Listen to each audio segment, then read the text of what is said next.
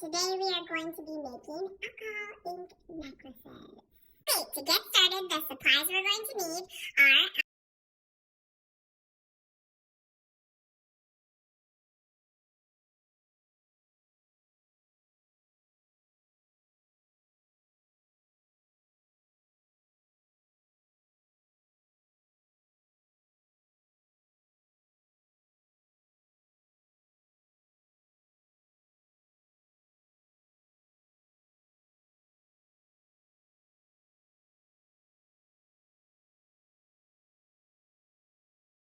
I'm going to start with a large washer, and the alcohol ink that I'm using looks like this, and I have plenty of different colors that I will be using to add alcohol ink to our washer.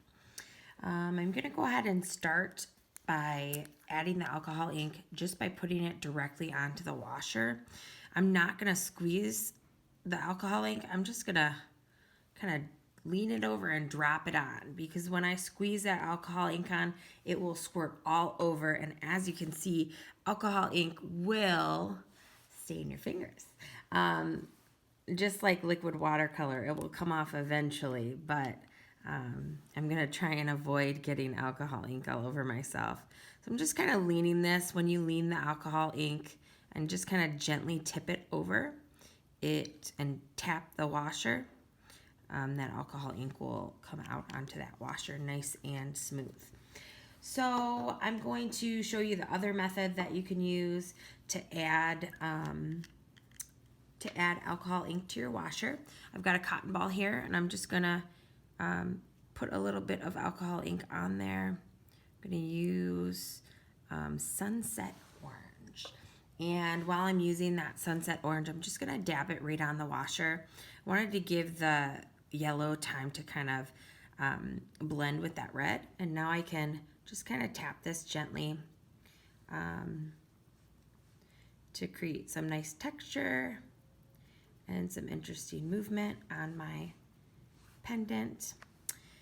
So I've got that great texture right now on my pendant. Let me get my lighting here. Sorry for the glare.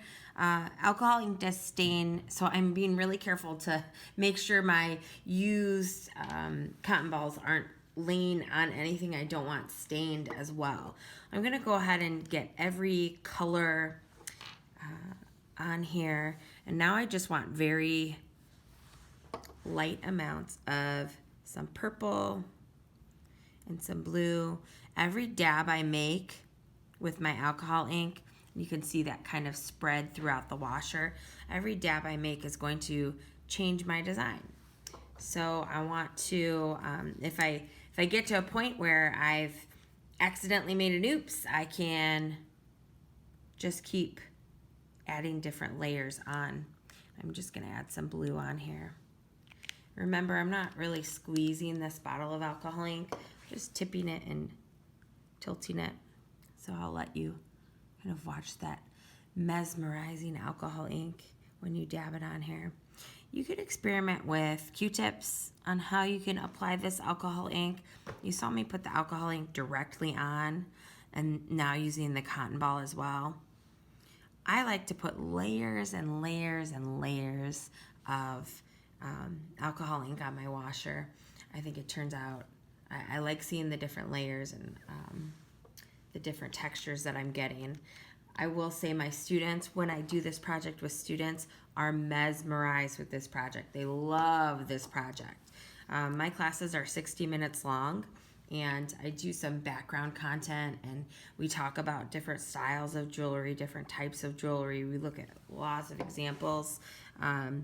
But when we get out the materials to work on this project, they are very much into this project. They really, really enjoy it. So if you're worried about time and whether or not this is going to be a full lesson or a full day, it absolutely is. It works out great for students. I'm gonna let this dry. As this dries, you see I've got a little bit of cotton that's stuck on there, so I might wanna kind of go through as this dries, I could move to work on another one, or if I wanted to, I can just kind of set this aside and let it dry before I start threading this. I'm going to just very gently move this off to dry. I'll do one more, a smaller washer. I think for this necklace, I'd like to make a double necklace. So I'm going to use a larger washer and a smaller washer.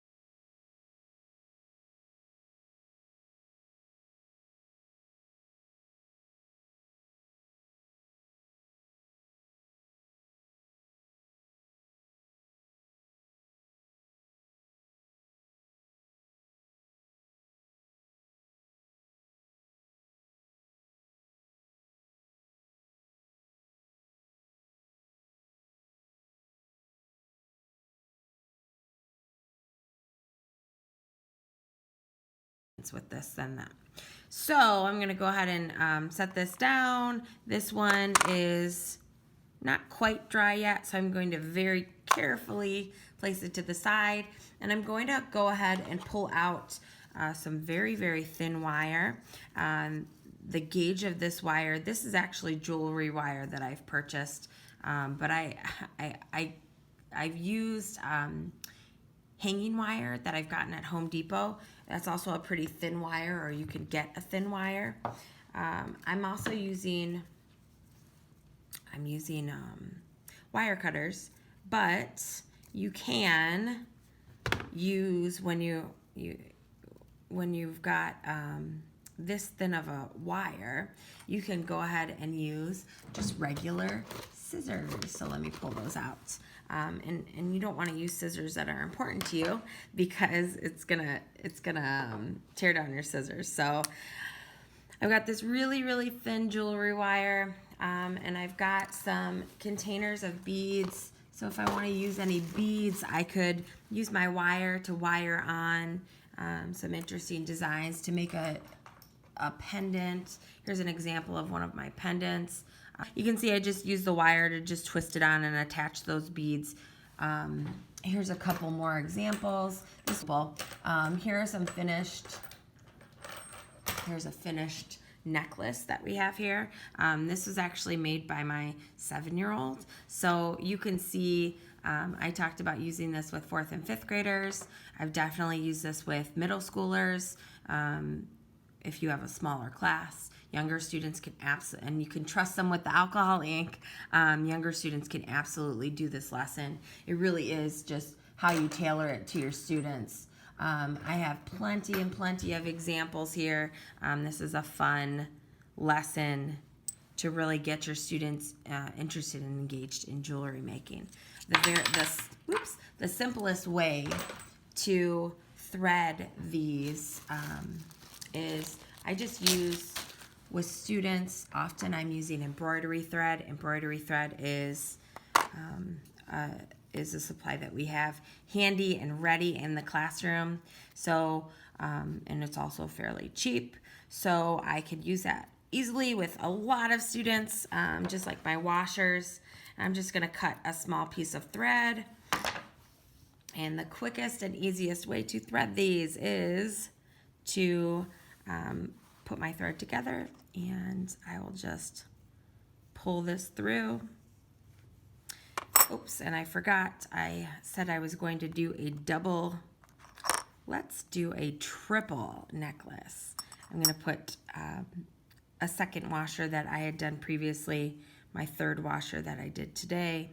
So I'm just threading my thread through this. I'm going to pull it through to make my necklace. This is, of course, going to be a heavier necklace because it has 3 washers on it. And then I will tie my knot at the end. And this is just a really quick and easy way to thread a washer that you've created an amazing design on with alcohol ink. So I've got this. Ideally, you really want to add your alcohol ink to the back as well. And you do have time to do that. So here's my wonderful washer jewelry.